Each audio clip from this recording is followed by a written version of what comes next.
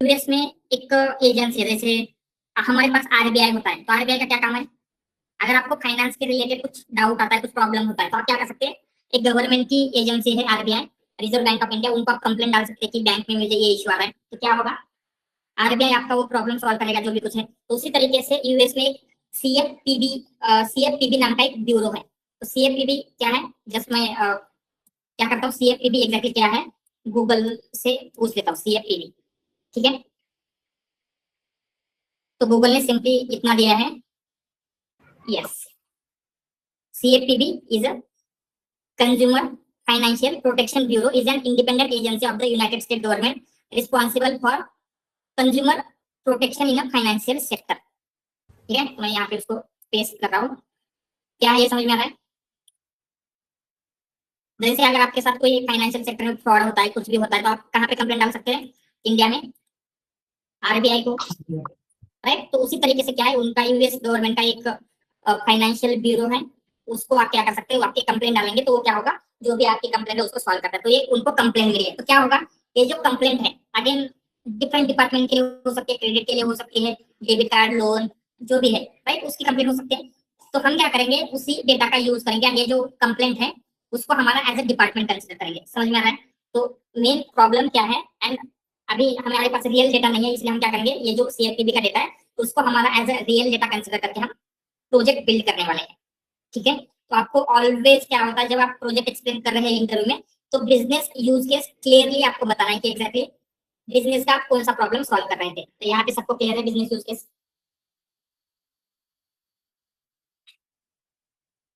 ठीक है, now we will see technical perspective. तो टेक्निकल पर्सपेक्टिव, ये जो प्रॉब्लम है कैसे सॉल्व कर सकते हैं, क्या लगता है? फर्स्ट हम सिंपली इतना इतना देखेंगे कि यहाँ पे जो कंप्लेंट है वो कैसे मिलेगी आपको, टेक्स्ट में, राइट, टेक्सुअल डेटा होगा, क्योंकि यूजर से या फिर ह्यूमन से कंप्लेंट आ रही है तो टेक्स्ट में ही करेगा, राइट। तो आपका डेटा टेक्स्ट डेटा है, तो यहाँ पे क्या यूज करना पड़ेगा, एनएलपी, राइट। अगर कंप्लीट न्यूमेरिकल डेटा होता तो हम may be traditional machine learning के इमेज डेटा होता तो कंप्यूटर विजन की टेक्निक्स यूज करते, बट यहाँ पे प्योरली टेक्स्ट डेटा है, तो हमें एनएलपी की टेक्निक्स यूज करनी पड़ेगी। इतना क्लियर है? देन नेक्स्ट, और ये जो प्रॉब्लम है एग्जैक्टली कैसे सॉल्व कर सकते हैं, क्या लगता है? क्लस्टरिंग बेटर रहेगा या फिर क्लासिफिकेशन, अभी किसी ने बोला था, क्या लगता है? So actually we don't know how many classes are there, so clustering is a good thing. हमें क्लासेस मतलब if you know the departments then it will be good for classification। Exactly अगर आपके पास कंसीडर आप किसी company के लिए project build कर रहे हैं, मतलब बैंक के लिए प्रोजेक्ट बिल्ड कर रहे हैं, तो बैंक को डेफिनेटली पता होगा कि उनके पास कितने डिपार्टमेंट्स हैं। क्या लगता है क्या होना चाहिए, क्लासिफिकेशन, क्लस्टरिंग और something else? Multi-class classification, but I think yes, और किसी को कुछ लगता है? यस, ये क्लासिफिकेशन का प्रॉब्लम है, एंड उसमें भी आपको क्लासिफिकेशन होगा मल्टी क्लास क्लासिफिकेशन। व्हाई? क्योंकि डिपार्टमेंट दो नहीं है, मोर देन टू डिपार्टमेंट्स है, राइट। तो हम यहाँ पे बोलेंगे मल्टी क्लास क्लासिफिकेशन। तो ये भी इंपॉर्टेंट होता है, आपको एग्जैक्टली प्रॉब्लम सॉल्व कैसे करना है ये समझना भी, राइट। अगर आप कुछ और आपको ये पता ही नहीं कि मल्टी क्लास क्लासिफिकेशन क्या होता है, या फिर जो भी प्रॉब्लम टेक्निकली अगर आप उसको कन्वर्ट नहीं कर पा रहे हो तो अच्छे से आप सॉल्व नहीं कर पाओगे, बट ये क्लियर है हमें टेक्निकल पर्सपेक्टिव से।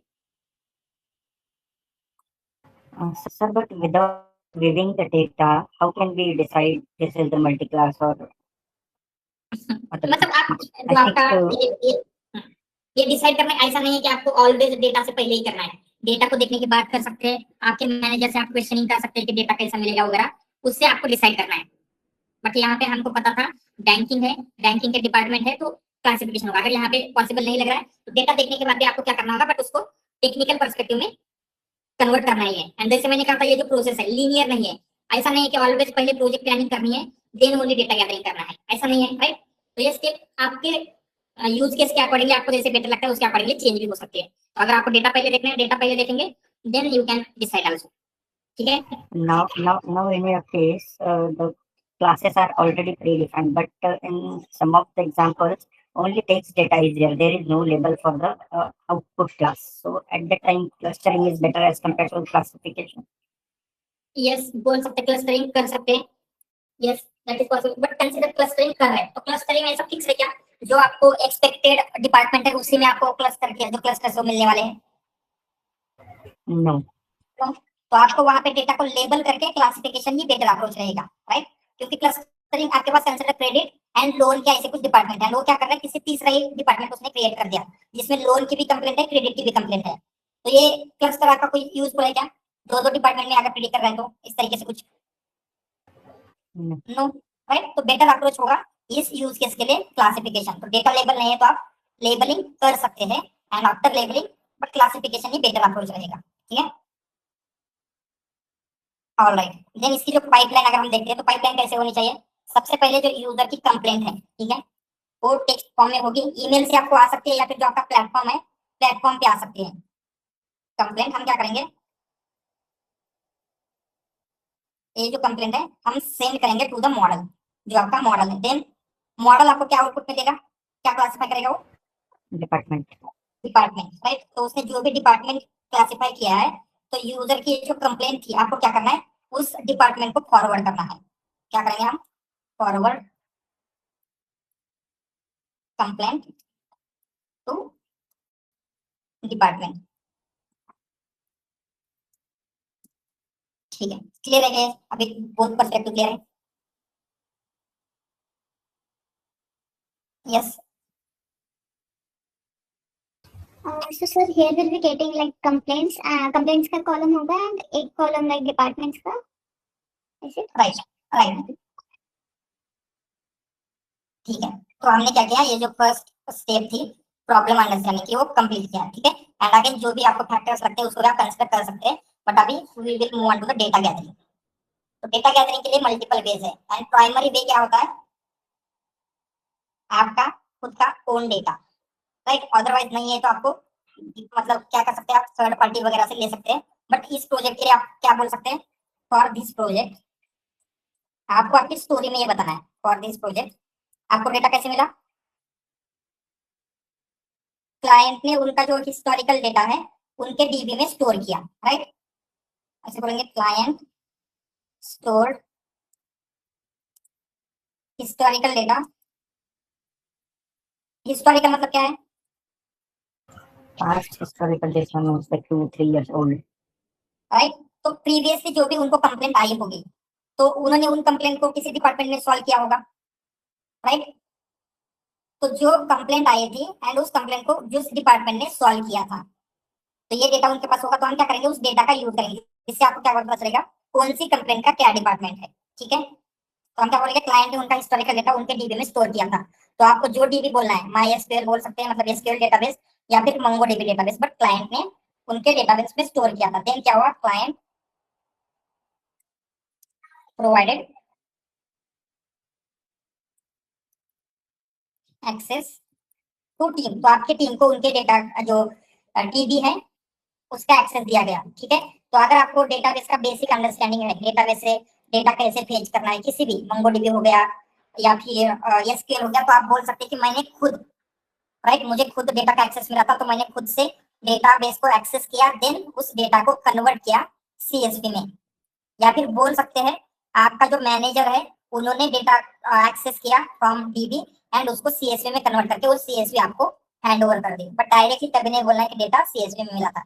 डेटा कैसे मिला, क्लाइंट का डेटा, मतलब क्लाइंट का जो हिस्टोरिकल डेटा है उनके डेटाबेस में स्टोर था, क्लाइंट ने उनके डेटाबेस का एक्सेस आपको दिया, आपने डेटाबेस को एक्सेस करके डेटा को मतलब डेटा को एक्सट्रैक्ट किया, देन उसे आपने सीएसवी में स्टोर करके वो सीएसवी अभी आप आगे काम में यूज करने वाले हैं।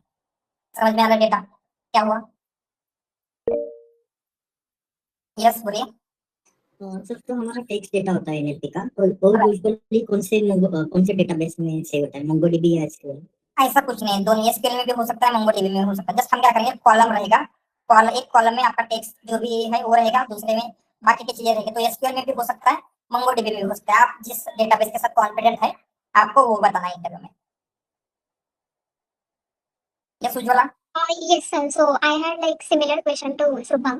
Like here we have only structured data, so that's why we are saying like we get data from the databases. But what if like we have data set like unstructured format like PDF or some documentation? Then how do we say like how do we receive the data from client? तो यहाँ पे अभी इस use case में unstructured data हो सकता है क्या पीडीएफ वगैरह में, user complaints? No, I'm just asking generally because I directly said I received data from client which is in JSON format. So just got confused. So तो asking. अगर PDF वगैरह होते हैं तो पीडीएफ जनरली ES3 वगैरह में store किए जाएंगे, जो ES3 वगैरह होती है, AWS का स्टोरेज है या फिर Azure का ब्लॉक स्टोरेज वगैरह होता है, वहां पे स्टोर किया जाता है, तो वहां से आपको लेना होगा। Okay. यस सर आसमा? Yes sir. Data fetch करते वक्त क्या प्रॉब्लम आ सकती है? जनरली कुछ प्रॉब्लम नहीं आएगा, अगर आपको एक्सेस है तो आप डायरेक्टली डेटा को भेज सकते हो, उसमें उतना ज्यादा कुछ प्रॉब्लम नहीं आता, ये जस्ट 1 डे 2 डेज में काम हो जाएगा, उतना ज्यादा कोई दिक्कत नहीं है इसमें, ठीक है? Yes Ganesh? Sir if the data is in structured format, but one column is in text format and another column suppose there is customer ID share and another column there is suppose parents or something like that and Ganesh आपका voice break हो रहा है, सबको हो रहा है या मुझे ही हो रहा है? नहीं sir yes yes, can you try again? आप बोल सकते हैं, बोले। hello am I audible? Sir, Yeah, but suppose data is in multiple columns. One column is in text format, in another column there is a client ID or something, and in another column suppose there are some job boards are there for a particular company. Then how do we classify this kind of data? so I think your question is consider एक column में text data है, दूसरे column में numerical data है, तो उसको कैसे handle करेंगे? Is it? Yes, yes. तो यहाँ पे आपको क्या करना है, सिर्फ फोकस करना है कस्टमर कंप्लेंट पे, राइट? बाकी का जो भी डेटा है उससे आपको उसका डिपार्टमेंट प्रिडिक्ट नहीं करना है। तो जैसे क्या होता है, हो सकता है आपकी डेट हो या फिर कस्टमर आईडी हो, तो इन सारी चीजों से डिपार्टमेंट डिसाइड होगा क्या, कस्टमर आईडी से या फिर कंप्लेंट आईडी से, कौन से डिपार्टमेंट में जानी चाहिए। नो, कंप्लेंट के बेसिस के ऊपर, अगर उसने लोन के रिगार्डिंग कंप्लेंट किया है तो आपका होगा लोन, अगर उसने क्रेडिट कार्ड के लिए किया है तो क्रेडिट कार्ड, अगर उसने किसी और के लिए किया है तो वो वाला डिपार्टमेंट रहेगा, राइट? तो it will always depend on customer, मतलब जो कंप्लेंट है। तो हम सिर्फ अभी क्या करेंगे, जो कंप्लेंट का कॉलम है उससे आपको उसका डिपार्टमेंट प्रेडिक्ट करना है, ठीक है? Yes Abhishek? Sir, in the real scenario, how much data we will consider for the model building or the analysis purpose? जितना अवेलेबल है, राइट? वो हो सकता है 100 के, मतलब 1 लाख रोज हो सकता है आपके पास 10 मिलियन रोज हो, 10 लाख 20 लाख डेटा हो, कितना भी हो सकता है, ऐसा कुछ फिक्स नहीं रहेगा ऑलवेज, बट आप मोर देन फ्यू लाख बोल सकते हैं, 2 लाख 3 लाख रोज थे, उतना सफिशिएंट है। Okay, and what about the size of that data? If they ask Size? what is the size, MB or GB like that? No, क्योंकि यहाँ पे आप रोज में ही बताएंगे, जीपी वगैरह की जरूरत नहीं है, ठीक है? सिंपली क्या होता है, इवन आपके पास मिलियंस ऑफ रो है तो डेटा फ्यू उसमें जीबी वगैरह सैंपल लगेगा, बट आप क्या कर सकते हैं, आपको डेटा डायरेक्टली डेटाबेस से मिल रहा है, तो वहां पे आप जीबी एमबी में स्टोर मेजर नहीं करेंगे, आपको बोलना है कि वो इतने उसमें रोज थे, 10 लाख रोज थे, 5 लाख रोज थे, इस फॉर्मेट में ही बताना है, एमबी या जीबी बताने की जरूरत नहीं है। Okay, one more question is here. This is only static data or the data will like live data? We are अभी के लिए building हम a लिखते model. हैं We are model building a train model करने on. के लिए, और ट्रेनिंग मॉडल हमने हिस्टोरिकल डेटा लिया है, तो ये डेटा कैसे होगा? For the analysis and the training, it is fine. But yes, this model will work on the live data or only for static data? क्या लगता है यहाँ पे जो पाइपलाइन बिल्ड की है कैसे वर्क होगी? Live data.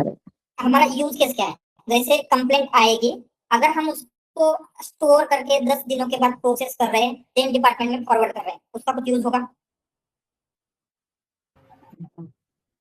नो, तो क्या होना चाहिए, जैसे ही कंप्लेंट आएगी आपको उसका डिपार्टमेंट प्रेडिक्ट करना है एंड देन उसको फॉरवर्ड कर देना है, राइट?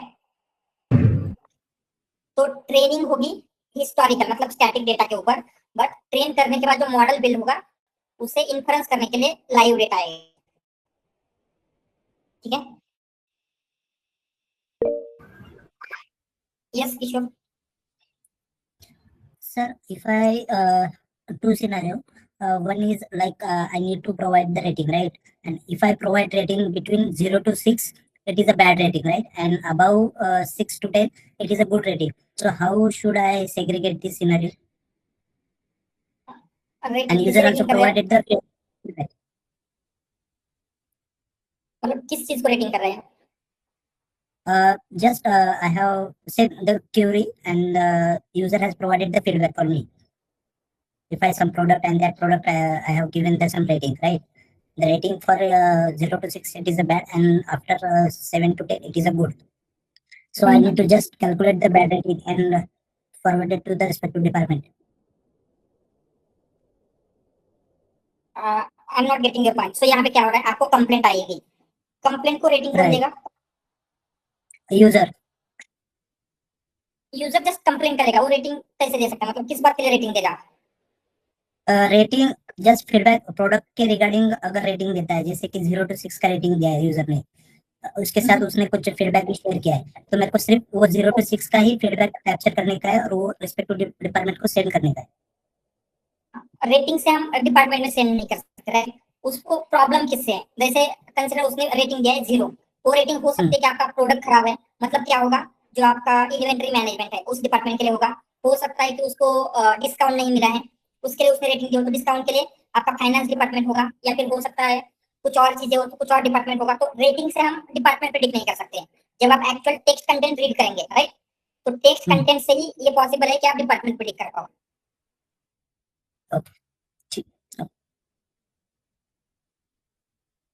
ऑलराइट. सर जो रियल टाइम में डेटा देता है ना, जैसे कि अभी आपने बताया कि डीबी से अपन ने डेटा लिया, सीएसवी में कन्वर्ट किया, ठीक है? तो जब रियल टाइम में अपन करेंगे तो डेटा कितना होना चाहिए ट्रेनिंग के लिए? मतलब इन्फ्रेंस के लिए तो लाइव डेटा आएगा डायरेक्टली, चाहे तो हो या टू कंप्लेंट हो या मेनी कंप्लेंट्स हो, लेकिन ट्रेनिंग के लिए कितना डेटा होना चाहिए और यूजुअली कितना होता है एक्चुअली?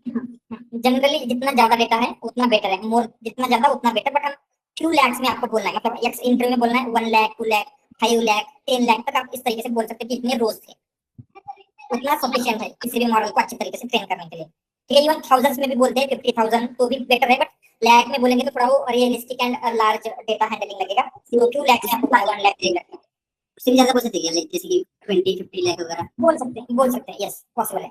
और उसके मॉडल का कुछ खाली कंप्यूटेशन का चैलेंजेस होगा. यस एग्जैक्टली, कंप्यूटेशनल कॉस्ट ज्यादा लगेगी, मतलब आपको रैम जीपीयू कॉस्ट ज्यादा लगेगी, बाकी कुछ नहीं है, बाकी कुछ इशू नहीं है. ऑलराइट, क्लियर है सब कुछ?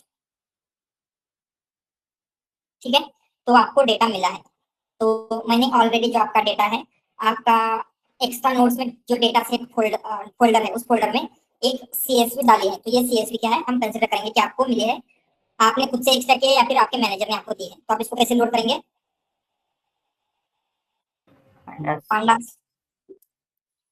pandas as pd एंड यहाँ पे df equal to pd dot read csv.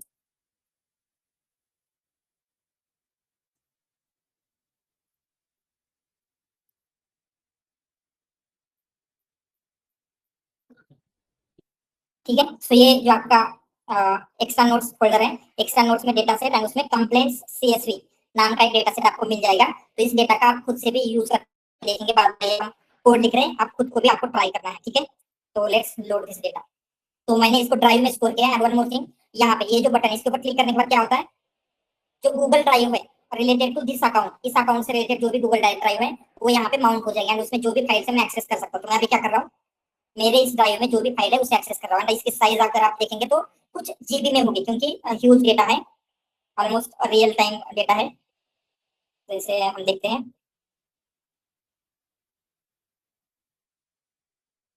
Complaint यहाँ पे दिख रहा है क्या? एक्चुअली शो नहीं कर रहा है, प्रीवियसली करता था. जस्ट मिनट, कुछ चीजें हैं.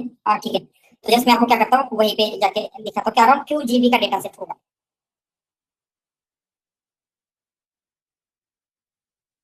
तो आपका ये जो डेटा सेट में ये कंप्लेंट दिख रहा है, this is your file. And file information देखते हैं, instead of file information details. कितना है स्टोरेज, उसका साइज 1.14.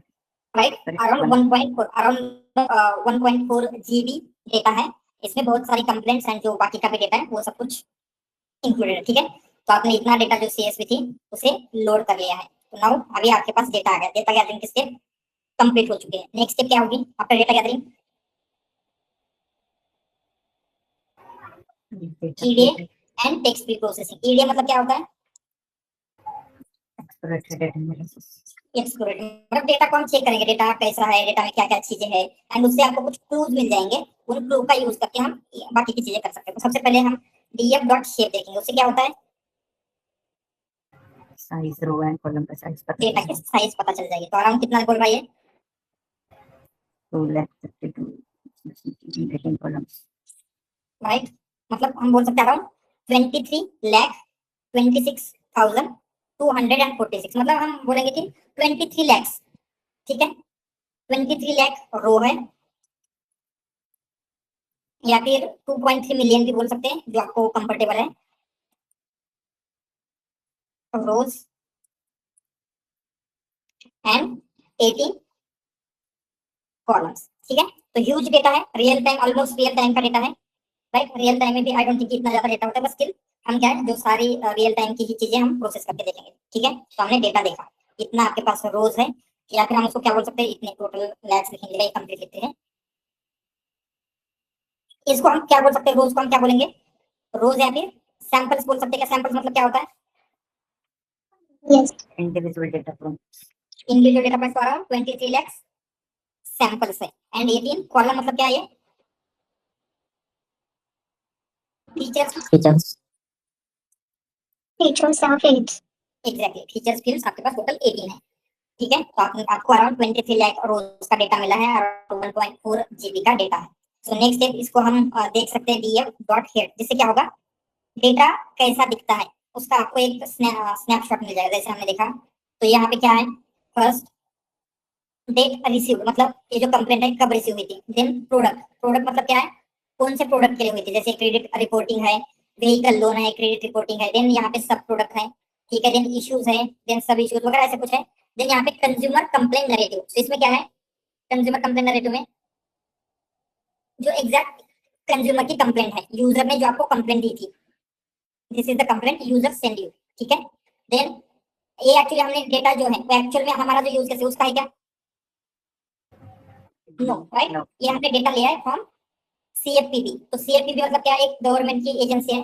तो उन्होंने क्या है, कंपनी को मे भी सेंड किया होगा, तो कंपनी ने क्या रिस्पांस दिया, कौन से कंपनी का है, ये सारी चीजें उसके भी रिलेटेड है। ये कैसे सेंड सबमिट हुआ था, देन कंपनी को CFPB ने कब सेंड किया, कंपनी ने क्या रिस्पांस दिया, ऑल दिस थिंग्स क्या है यहाँ पे है। तो हमने ये सारी चीजें आपको पता चली। But you look at closely, या फिर आप ऑब्जर्व करेंगे, ये सारी चीजें आपको नेसेसरी है क्या मॉडल ट्रेन करने के लिए?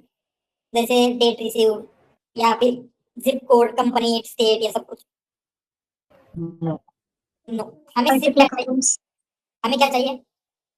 we want only the customer complaints. Customer complaint, that will be consumer complaint narrative, and then department product department में प्रोडक्ट्स, दैट इज यहाँ पे जो डिपार्टमेंट मतलब प्रोडक्ट्स में आपके डिपार्टमेंट है। तो हम क्या कर सकते हैं, तो हमने यहाँ पे ये जो डेटा है उसको देख के कुछ ऑब्जर्वेशन बिल्ड किए। क्या ऑब्जर्वेशन बिल्ड किया? how many columns is important for the model Yes. building and how many columns we will like drop.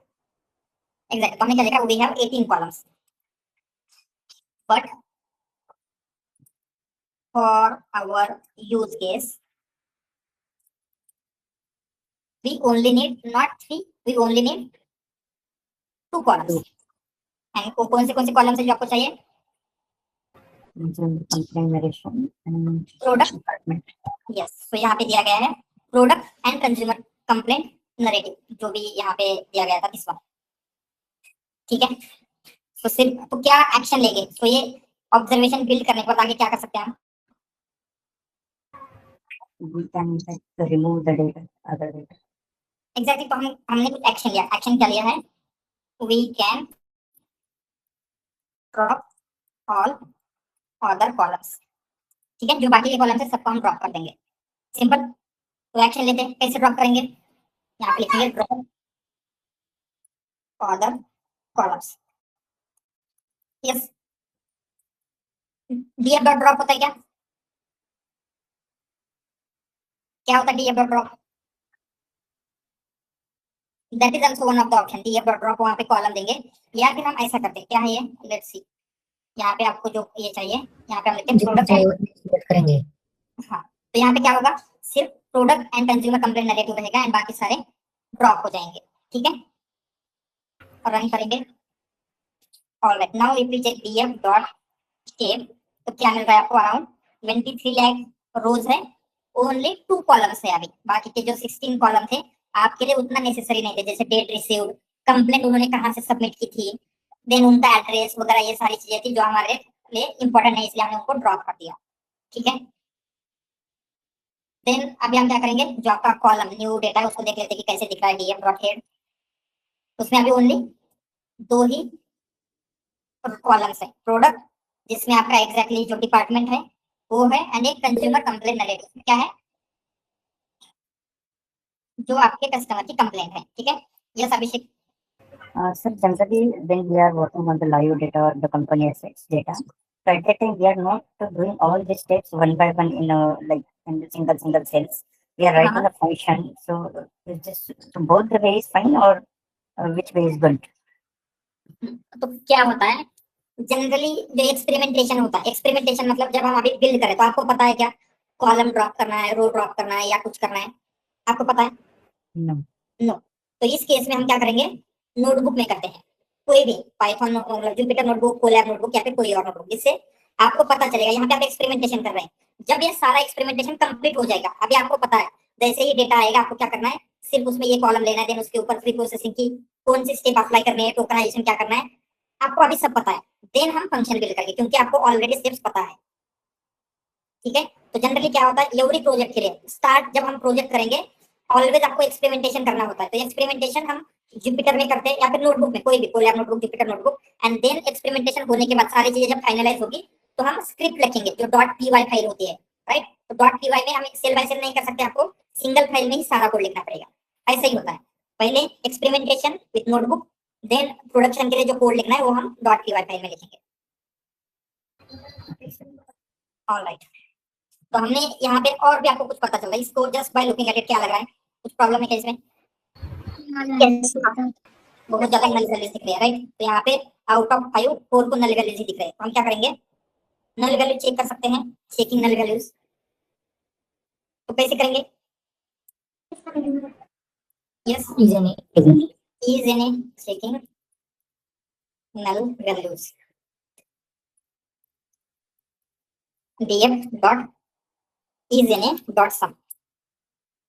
तो यहाँ पे आपको पता चला आपके प्रोडक्ट में 0 नल वैल्यूज है, कुछ भी नहीं है, बट कंज्यूमर कंप्लेंट नैरेटिव में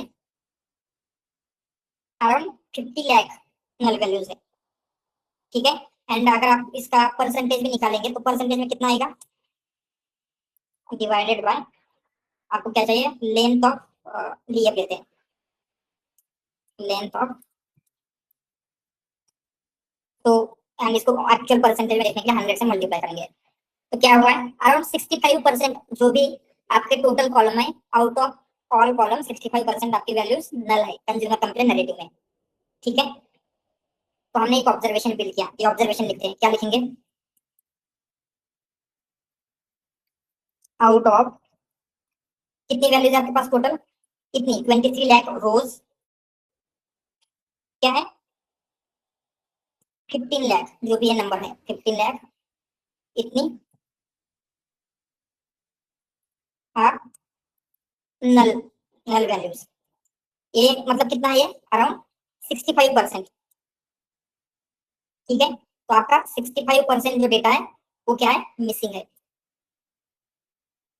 इस समझ में आ रहा है जो क्या हुआ है, हमने ऑब्जर्वेशन बिल्ड किया कि इतना ज्यादा डेटा आपके पास मिसिंग है। तो जब डेटा मिसिंग होता है तो क्या क्या सोल्यूशन कर सकते हैं आप, तो यहाँ पे हम क्या करेंगे, जो आपके पोटेंशियल सोल्यूशन हो सकते हैं, क्या क्या करेंगे आप वो लिख लेते हैं, क्या क्या कर सकते हैं। यस, Statistical methods और अगर important नहीं है like 50% more than null values है, so we can drop, but drop is not good way to like drop whole column. So Drop is one of statistical them. Yes, statistical method कौन सी है, mean median mode. यहाँ पे mean median mode निकाल सकते हैं क्या consumer complaint narrative पे, No. मतलब वो स्टैटिस्टिकल मेथड यूजफुल नहीं है। क्या रहेगा अगेन? डेटा ऑगमेंटेशन का नाम सुना है आपने? डमी वैल्यूज क्रिएट करेंगे। Dummy value, right? मतलब डमी डेटा कैसे क्रिएट करेंगे? जो भी ऑगमेंटेशन के बहुत सारे मेथड है, सिनोनिम रिप्लेसमेंट वगैरह वगैरह, उनका यूज कर सकते हैं। या फिर अभी आपके पास एलएलएम्स है, ठीक है, तो क्या करेंगे?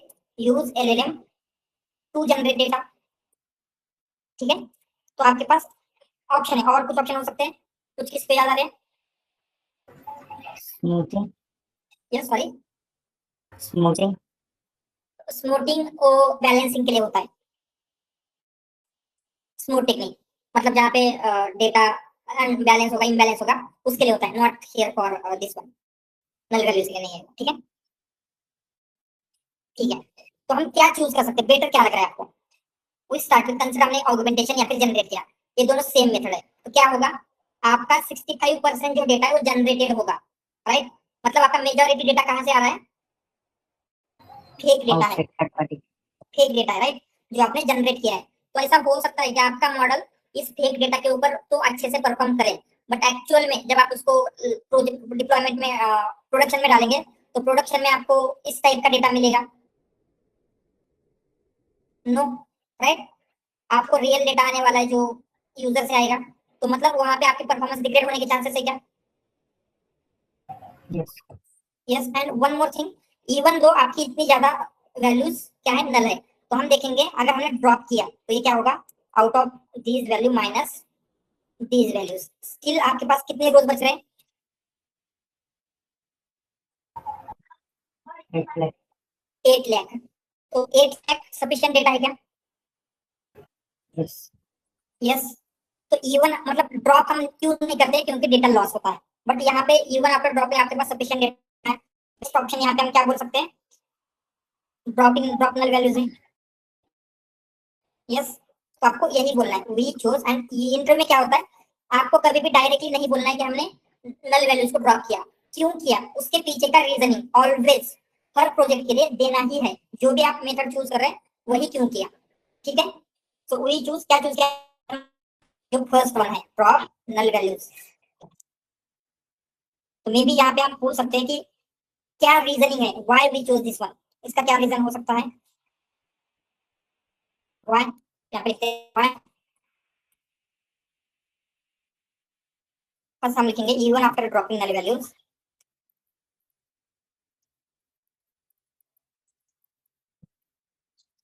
क्या हो रहा है? We have, Sufficient data for the model pattern. yes, we have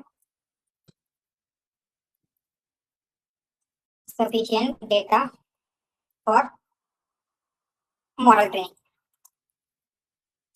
Then second क्या लिखा था हमने? अगर हमने डेटा को ऑगमेंट या फिर जनरेट किया तो क्या होता है? Model might overfit, right, overfit on augmented और जनरेटेड डेटा, और ठीक है, तो because of these two reason हमने नल वैल्यू चूज किया, ये कह रहे हैं, ठीक है। तो अभी हम क्या करेंगे? नल वैल्यूज को ड्रॉप करेंगे, यहाँ पे ड्रॉप नल वैल्यूज को कैसे ड्रॉप करते हैं? क्या है? ड्रॉप एन, यस, ये भी कर सकते हैं, दिस इज आल्सो करेक्ट, या फिर ऐसे भी करेंगे, डीएफ डॉट ड्रॉप एन, ठीक है। तो क्या करेंगे इस तरीके से, नल वैल्यूज को ड्रॉप कर रहे हैं, तो वैल्यूज ड्रॉप हो चुके हैं। अगेन उसका अगर शेप देखेंगे तो क्या है शेप? अभी आपके 8 रोज है, कॉलम्स है, ठीक है। एंड इसका भी हम क्या कर सकते हैं? डीएफ डॉट इज, यानी नल वैल्यूज है क्या?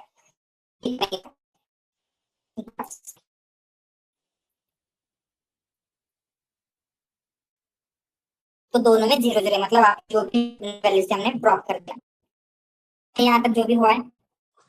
Sir, voice is breaking and screen is also lagging. Screen lag, सबको यही इशू हो रहा है? Yes, sir. I did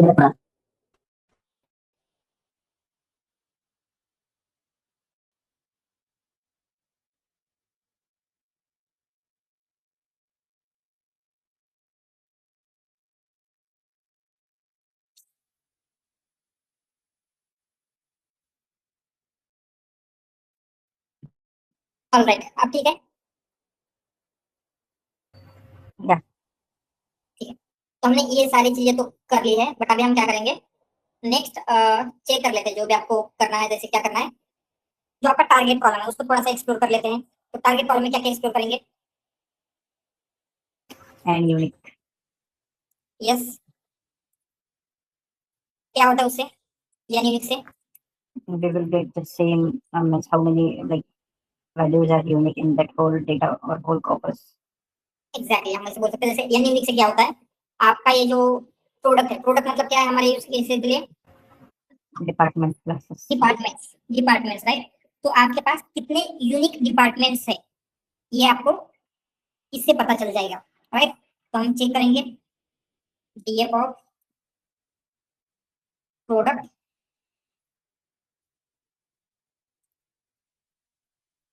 dot N unique.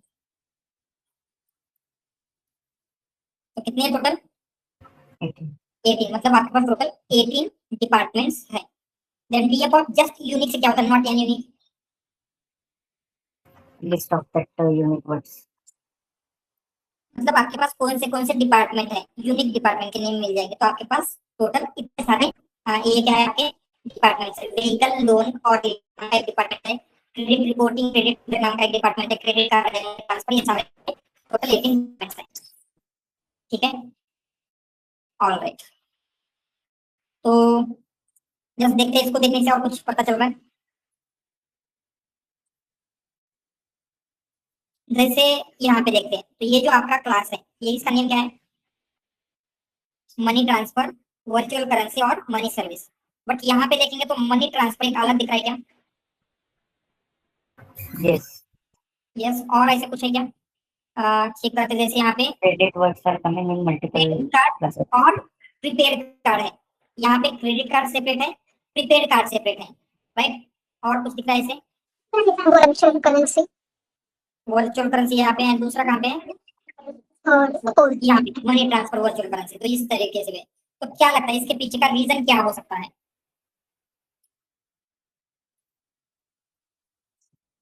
तो आपको जो डेटा मिला है वो कैसा है? It is historical data, right. आपको जो भी हिस्ट्री है उसका डेटा मिला। तो ऐसे हो सकता है कि कंसिडर आपको लास्ट 3 इयर्स का डेटा मिला, ठीक है, 3 साल का डेटा। तो पहले साल में क्या था उनका, ये जो money transfer virtual currency and money service एक सिंगल डिपार्टमेंट हुआ करता था। बट बाद में उन्होंने मनी ट्रांसफर का अलग डिपार्टमेंट किया, वर्चुअल करेंसी का अलग डिपार्टमेंट किया एंड मनी सर्विस का अलग डिपार्टमेंट किया। बिकॉज ऑफ दैट रीजन क्या हो सकता है, फर्स्ट ईयर में जो भी डेटा है उसमें क्या है, मनी ट्रांसफर वगैरह एक सिंगल कॉलम है, एंड जब सेकंड एंड थर्ड ईयर का डेटा है उसमें money transfer virtual currency separate column है। सेम फॉर क्रेडिट और प्रीपेड कार्ड। ऐसे हो सकता है क्या, फर्स्ट ईयर में क्या था, ये दोनों क्या थे, सेम डिपार्टमेंट में थे। Then second and third year में क्या हुआ, credit card prepaid card separate department हुआ। ऐसे हो सकता है। तो समझ में आ रहा है क्यों हुआ होगा रीजन? इसको सॉल्व कैसे कर सकते हैं, क्या लगता है? तो हम पहले ऑब्जर्वेशन लिख लेते हैं यहाँ पे, ठीक है। जैसे हमने ऊपर हर किसी चीज के लिए ऑब्जर्वेशन एंड देन बाकी सारी चीजें लिखे, तो पहले उसी तरीके से हम ऑब्जर्वेशन लिखेंगे यहाँ पे।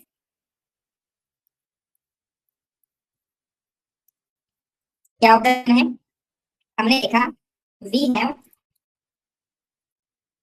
18 यूनिक क्लासेस। ये जो यूनिक क्लासेस है मतलब हम बोलेंगे 18 यूनिक। ब्रेन स्टक हो गया है और वॉइस भी लैग हो रहा है। जस्ट ठीक है,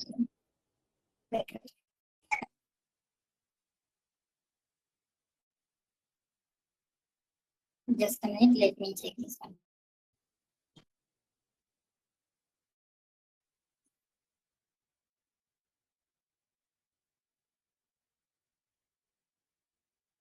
All right, hopefully it is clear now. ठीक है, आवाज आ रहा है ठीक से? Yeah, it's fine now. ठीक, हमने देखा we have total 18 unique classes or departments, but some of them are closely related. Okay, तो इसको solve कैसे कर सकते हैं? Screen is stuck, sir, and voice is breaking. Screen क्या ऊपर Yes, Yes, sir. Just a minute.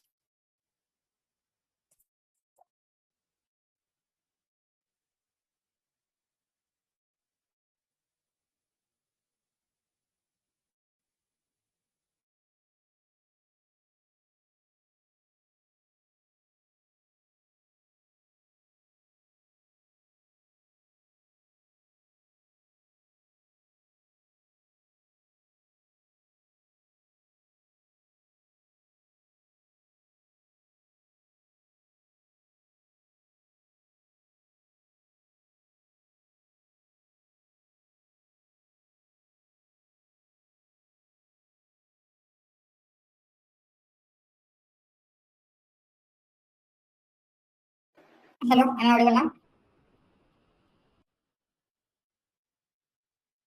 yes, sir. Yes, sir. ठीक है, just a minute. Instead of sharing this complete screen only वही टैब शेयर करते हैं जिससे better आपको दिखेगा. ठीक है, हमने क्या लिखा? आपके पास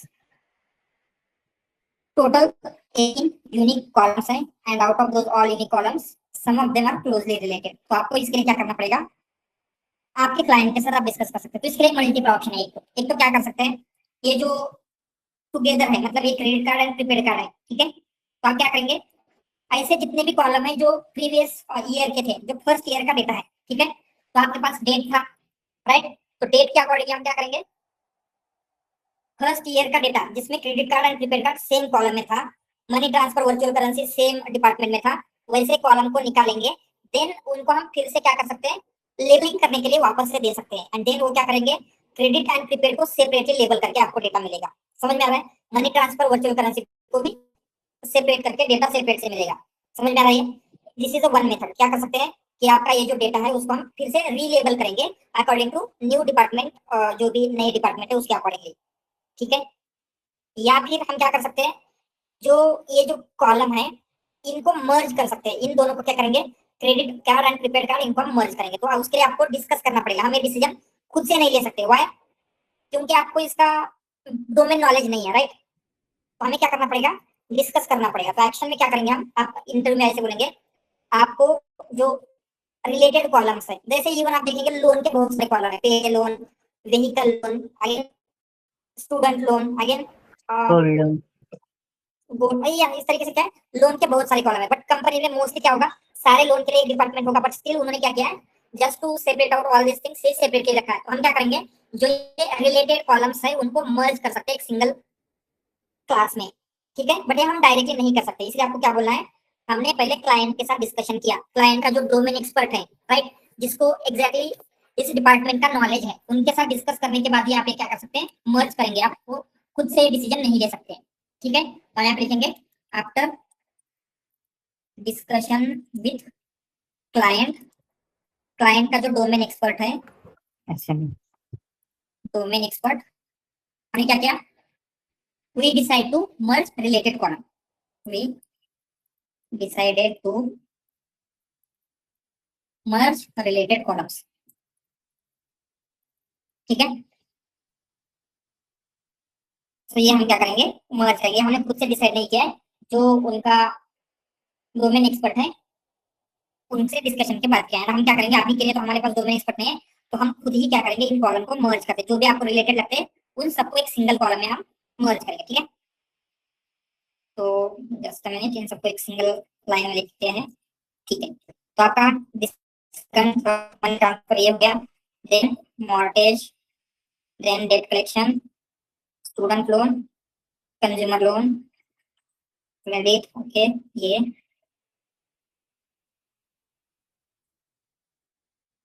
टोटल 18 हो गए. 18 कॉलम हो गया. 1 2 3 4 5 6 7 8 9 10 11 12 13 14 15 16 17 18. टोटल आपके पास 18 कॉलम है. तो आपको क्या करना है, उनको मर्ज करना है. तो कैसे करेंगे, फर्स्ट लोन के बहुत ज्यादा दिख रहे हैं, तो हम क्या करेंगे, लोन के लिए एक स्पेशल डिपार्टमेंट बिल्ड कर रहे हैं. तो लोन में कौन कौन होना चाहिए, क्या लगता है आपको?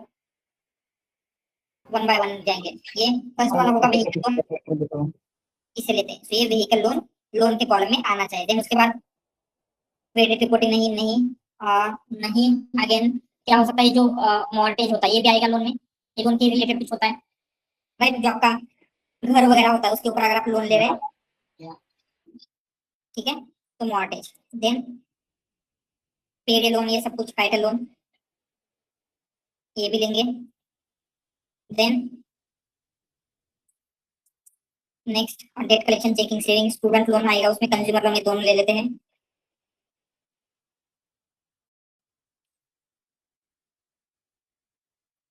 ठीक है, then next credit card, bank account, credit credit card, paid loan. ठीक है, इतना हम क्या करेंगे, लोन के कॉलम में लेते हैं। नेक्स्ट कॉलम कौन सा लेंगे जो बहुत ज्यादा दिख रहा है आपको, ऐसा कुछ है? Money. मनी, मनी का क्या है? मनी ट्रांसफर नहीं, ये फाइनेंस का तो सारी मनी के रिलेटेड होंगे। कार्ड का लेते हैं, तो यहाँ पे भी कार्ड है, यहाँ पे भी कुछ कार्ड रहते हैं, कार्ड यहाँ पे भी कार्ड, तो कार्ड का एक सिंगल हम रखेंगे। ठीक है, कार्ड, कार्ड में क्या क्या होगा, दोनों टाइप ऑफ कार्ड हम हैंडल करेंगे। दिस वन,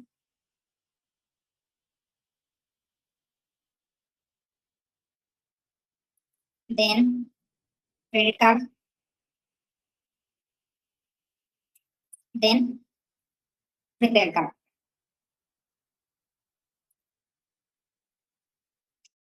और कुछ कार्ड के रिलेटेड, मनी ट्रांसफर, ठीक है, इतना ही है। देन हम क्या करेंगे, नेक्स्ट क्या होगा, इस सर्विस में डाल देते हैं, जैसे money service, then bank account service, then financial service, इन सबको एक सर्विस नाम का क्या होगा, न्यू डिपार्टमेंट होगा, उसमें इनको डालेंगे सर्विस, सर्विसेज। ठीक है, सर्विसेज में क्या क्या होगा, जो भी सर्विस रिलेटेड है, इसमें होगा this one, money transfer, again other financial service,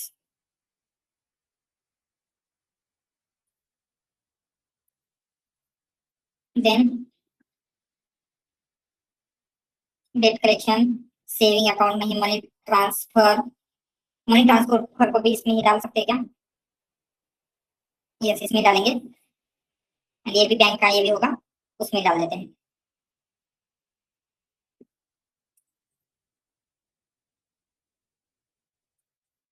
ठीक है, देन और कुछ आएगा इसमें, इतना ठीक है। क्रेडिट कलेक्शन और वर्चुअल करेंसी भी इसमें डाल देते हैं, क्योंकि यहाँ पे क्या था, और इस सर्विस में वर्चुअल करेंसी भी प्रीवियस ईयर में यही पे था, तो वर्चुअल करेंसी। देन नेक्स्ट क्या होगा, ये जो है क्रेडिट रिपोर्टिंग का एक स्पेसिफिक बनाते हैं, यहाँ पे क्रेडिट रिपोर्टिंग है, यहाँ पे एंड यहाँ पे भी क्रेडिट रिपोर्टिंग है, तो क्रेडिट रिपोर्ट का एक स्पेसिफिक कॉलम बनाएंगे, मतलब department credit report.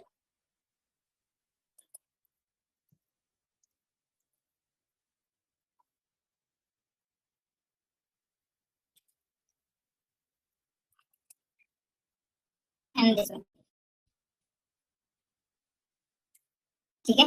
And finally जो कुछ भी बचा हुआ है उन इन दोनों का ऑर्डर्स में डाल देते हैं, एक ऑर्डर्स नाम का कॉलम।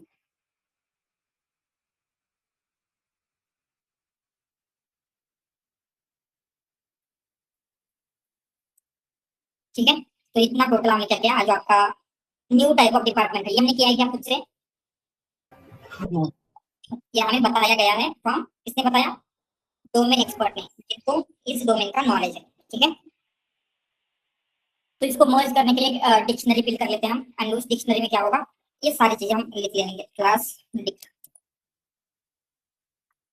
एंड उसमें हम क्या लिखेंगे, जो भी आपके क्लास है, जैसे वन बाय वन लिखते, जैसे ये यही था, अदरवाइज ठीक है, इन सबको ही ले लेते हैं।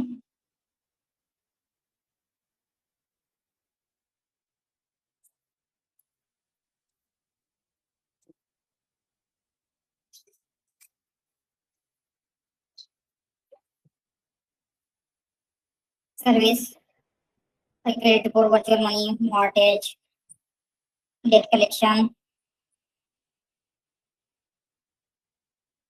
ऐसे ज्यादा है। एंड देन हमें क्या करना है, इनका जो भी न्यू डिपार्टमेंट है, न्यू डिपार्टमेंट हम तीन वैल्यू में रखेंगे इनके। तो यहाँ पे ये जो व्हीकल लोन लीज लोन, इसका न्यू डिपार्टमेंट क्या है, नेम क्या है इसका, Loan.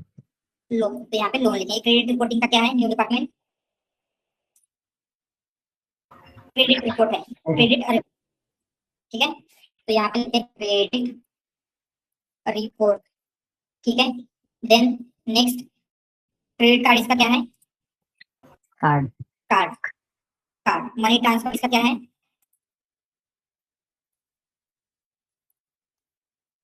आई थिंक सर्विस है, यस सर्विस है, तो यहाँ पे लिखेंगे सर्विसेज। देन मॉर्टेज ये किसके अंडर आ रहा है? Loan, sorry, loan. ये paid loan, title loan, it is also under loan. Loan, debt collection I think orders में है, debt collection, checking and saving भी ऑर्डर्स में, तो इन दोनों के लिए ऑर्डर्स लिखते हैं, ऑर्डर्स, एंड यहाँ पे भी ऑर्डर्स। एंड इसका एक केस भी ध्यान में रखना है, राइट? अगर इसका ओ स्मॉल, इसका ओ बड़ा हो गया तो भी क्या होगा? अलग अलग डिपार्टमेंट बन सकती है, इसलिए सबका सेम ही केस वगैरह आपको ध्यान में रखना है। देन इसका भी रहेगा लोन। देन कंज्यूमर, ये भी रहेगा loan. Money transfer I think ये आपका सर्विसेज में है, सर्विसेज। क्रेडिट कार्ड ये होगा कार्ड में, यस। सर अपन डिपार्टमेंट को एज नहीं ले सकते, ठीक है? बाकी वैल्यू लिस्ट मतलब सॉरी,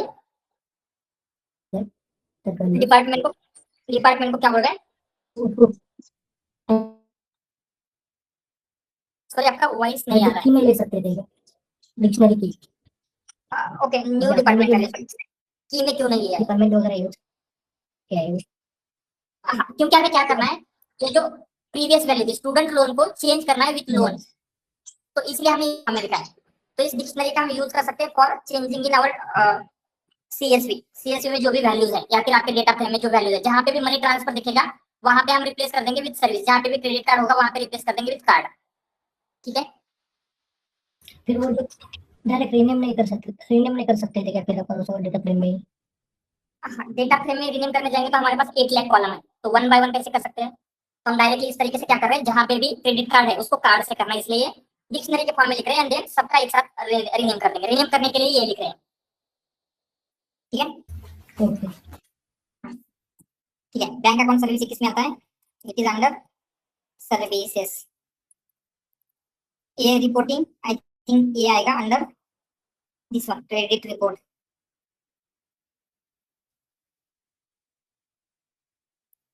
देन ये आएगा अंडर कार्ड, ये आएगा अंडर लोन, ये आएगा under I think service, and ये भी आएगा अंडर सर्विसेज, ठीक है? वर्चुअल करेंसी सर्विसेज में ही है ना, या ठीक है? तो इस तरीके से हमने क्या किया, ये जो आपको चेंज करना है, जिनको जैसे आप चाहते हैं चेंज करना उनको उसी फॉर्म में ये किया। तो जब आपको सारी वैल्यूज चेंज करना है तो कैसे कर सकते हैं? कुछ फंक्शंस या फिर कुछ मेथड है क्या आपके पास अवेलेबल?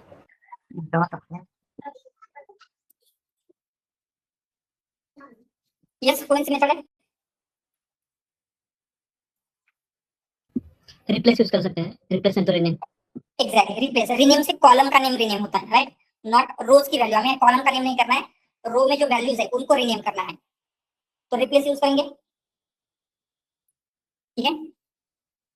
तो यहाँ पे क्या होगा, ये प्रोडक्ट कॉलम में करना है तो प्रोडक्ट लिखते हैं डॉट रिप्लेस, रिप्लेस, एंड इसमें क्या है, जो भी आपको रिप्लेस करना है वो आप सिंपली बता सकते हैं, या फिर ठीक है क्लास ये भी होगा, दिस इज आल्सो ट्रू, या फिर हम सिंपली क्या करेंगे, डीएफ डॉट रिप्लेस ऐसे दे सकते हैं, एंड इसमें हम क्या करेंगे, जो भी आपको रिप्लेस करना है, जैसे दिस वन प्रोडक्ट कॉलम में इस क्लास डिक की वैल्यूज को रिप्लेस करना है। क्लास डिक में क्या दिया है, जहाँ पे वर्चुअल करेंसी है वहां पे सर्विसेज करना है, जहाँ पे ये है वहां पे सर्विस करना है, जहाँ पे पेड लोन है लोन करना है, ये हम बता देते हैं, क्लियर है? ये क्या करेगा, उसको रिप्लेस कर रहा है। तो लेट्स से, एंड अगर हम यूनिक देखेंगे अभी, डीएफ डॉट यूनिक क्या बोल रहा है, डेटा फ्रेम में आपको क्या करना है, जो आपका कॉलम था दैट वाज प्रोडक्ट, तो मतलब आपको ये अभी टोटल 1 2 3 4 ओनली 5 डिपार्टमेंट या फिर 5 जो क्लासेस है वही रहेंगे, loan, credit report, card, service and orders, ठीक है? तो यहाँ तक हमने ये सारी चीजें की है, एंड इसके आगे जो भी करना है अभी बहुत सारी और भी चेक करना है, जैसे वही डेटा इम्बैलेंस है या नहीं ये चेक करना है, देन प्री प्रोसेसिंग करनी है, देन टोकनाइजेशन, ये जो भी मॉडल ट्रेनिंग वगैरह बाकी है, ऑल दिस थिंग्स हम क्या करेंगे, टुमारो करेंगे। बट अभी के लिए जो भी हमने अभी तक देखा इसमें किसी को कुछ doubt? All the things clear है? यस बोलिए। सर आगे प्रोजेक्ट में ये वर्क कैसे डिस्ट्रीब्यूट होगा? फॉर एग्जांपल मतलब 6-7 लोगों का टीम है, तो ये हाँ। वर्क कैसे डिस्ट्रीब्यूट होगा? तो स्टार्टिंग में क्या होता है, आपको ईडीए करना पड़ेगा। जनरली सब लोग ईडीए करेंगे, राइट? ईडीए से कोई किसी को पता चलेगा कि ये जो डिपार्टमेंट है उनका सेम नेम है, किसी को पता चलेगा कि नल वैल्यूज है, किसी को पता चलेगा कि कुछ और है। तो स्टार्टिंग में सब लोग ईडीए ही करेंगे। देन जो भी आपको मिला है तो उसको हैंडल कैसे करना है आप वो चेक करते हैं। तो पहले क्या करेंगे, एक पर्सन को नल वैल्यू कैसे हैंडल करना है वो टेस्ट करेगा। यहाँ पे तो हमने डायरेक्टली लिखा है बट वो टेस्ट कर सकते हैं। एक पर्सन डेटा ऑगमेंट करेगा एंड देन टेस्ट करेगा कि रिजल्ट कैसे मिल रहे हैं। एक पर्सन जनरेट करेगा, टेस्ट करेगा रिजल्ट कैसे। एक पर्सन मतलब एक ही पर्सन ये सारी चीजें कर सकता है बट एक पर्सन ने क्या किया, ये नल वैल्यूज को कैसे हैंडल करना है वो चेक किया। देन सेकंड पर्सन हो सकता है कि वो इनको कैसे हैंडल करना है उसके बारे में चेक कर रहा था। तो क्या होता है, जैसे जैसे टास्क बढ़ते जाएंगे, जैसे आप एक्सप्लोर करते जाते हैं आपको पता चलेगा, तो उसके अकॉर्डिंगली टास्क डिस्ट्रीब्यूट होता है। ऐसे नहीं है कि फ्रॉम अ डे वन इसको ये टास्क करना है, ये करना है, ऐसे नहीं होगा, राइट? तो हम स्टार्ट करेंगे ईडीए से। तो ईडीए से क्या है, सब ईडीए करेंगे एंड ईडीए में आपको प्रॉब्लम पता चलते हैं वन बाय वन। जैसे ही प्रॉब्लम आते हैं तो एक के लिए 2 दिन लग रहे हैं तो उसको देंगे। इस तरीके से क्या होता है, जनरल टास्क डिस्ट्रीब्यूट होते रहेंगे। तो ये ऐसा फिक्स नहीं है कि ये टास्क ये रहेगा। आप देखिए डे टू डे में क्या हो रहा था आपको, जैसे जैसे आपको कुछ न्यू इश्यूज आ रहे थे, प्रॉब्लम आ रहे थे, जो भी कुछ पता चल रहा था उसके अकॉर्डिंगली आप सारे काम कर रहे हैं। ठीक है? मीन सर इंडिपेंडेंटली वर्क करेंगे और फाइनल रिजल्ट मैनेजर डिसाइड करेगा कि क्या करना है। हाँ यस, आप सब लोग उनको रिजल्ट दिखा सकते हैं कि अगर हमने जनरेट किया डेटा तो ऐसा रिजल्ट आ रहा है। या फिर आप बोल सकते हैं कि मैंने ही डिसाइड किया था, I was leading the team, तो मैंने ही डिसाइड किया था। बट क्या हुआ है, आपको एक डिसीजन लेना पड़ेगा। कैसे लेंगे, आप चेक करेंगे कि ये जो वैल्यू हम यूज कर रहे हैं, जैसे नल वैल्यूज को हैंडल करने के लिए आपने डेटा को जनरेट किया, तो आगे जाके जब आपने एक मॉडल बिल्ड किया तो आपको उतना अच्छा रिजल्ट नहीं आ रहा है, तो आप क्या करेंगे, अदर मेथड मल्टीपल आपको एक्सपेरिमेंटेशन करनी होती है। वहां से मैनेजर भी बोल सकते हैं बट अगर आपको more than 4 year 5 years more than experience है तो आप खुद को ही बोलना है। अगर आपको लेस देन 3.5 से भी कम एक्सपीरियंस है तो मैनेजर ने डिसाइड क्या बोलेंगे, कुछ प्रॉब्लम नहीं है। यस ये सर सो मला मुझे एक डाउट था डेटा को लेके। फॉर एग्जांपल जब हमने डिस्कस किया था डेटा गैदरिंग वाले स्टेप में, तो वहां पे हमने बताया था कि we can say like we receive data in millions. So they sometimes ask question like your data is in million like 3 और 4 million, then what about the GBs, मतलब कितने जीबी का है, तो उसका इम्पैक्ट जो मॉडल है उस पर होता है क्या? लाइक परफॉर्मेंस जो है वो स्लो हो जाता है? लेकिन लाइक मैं मेरे कंपनी में जब काम करती थी क्यूब्स पे, तो वहाँ पे डेटा बहुत सारा होता था, तो बीच में ही फट जाता था, लाइक स्टॉप हो जाता, तो हमें फिर से रन करना पड़ता था। तो यहाँ पे भी ऐसा होता है क्या मॉडल पे, लाइक Yes. परफॉर्मेंस इशू आ जाता है?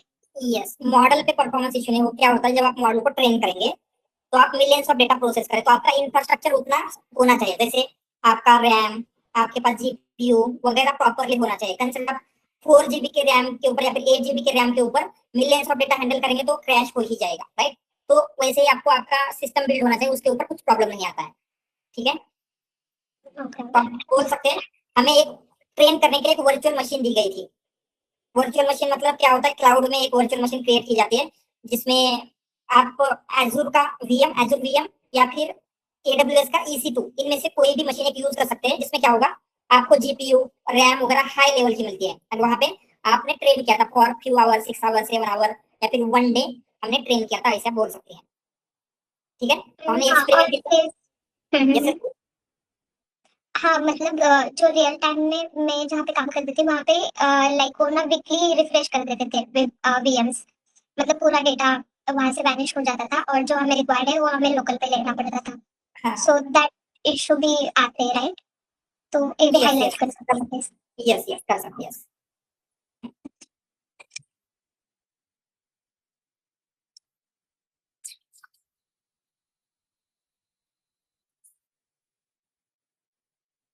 यही चैलेंजेस है जो हम अभी देख रहे हैं। जैसे आपके पास 65% डेटा नल था, चैलेंज आया आपको कैसे सेम कि आपने मल्टीपल आपके पास ऑप्शन थे बट आपने वन ऑप्शन डिसाइड किया एंड वो आपको जस्टिफाई करना है कि वही क्यों किया। Then हमने देखा कि यहाँ पे क्या हो रहा है, जो कॉलम थे वो मोर सिमिलर थे, तो ये चैलेंज आया, उसको कैसे सॉल्व किया आपने after discussion with the domain expert, उनको मर्ज करके सॉल्व किया। तो यही चैलेंजेस आगे जैसे जैसे हम जाएंगे और भी कुछ चैलेंजेस आएंगे, यही चैलेंजेस आपको एक्सप्लेन करने हैं। ठीक है? आगे हमने आई थिंक 2 चैलेंज देखे हैं, तो यही 2 चैलेंजेस एक्सप्लेन करने और आगे 2-3 आएंगे सेम सब मिलकर आपको करना है।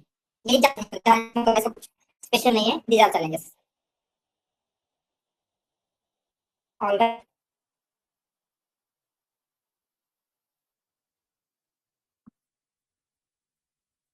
एनीथिंग एल्स, प्लीज बोलिए।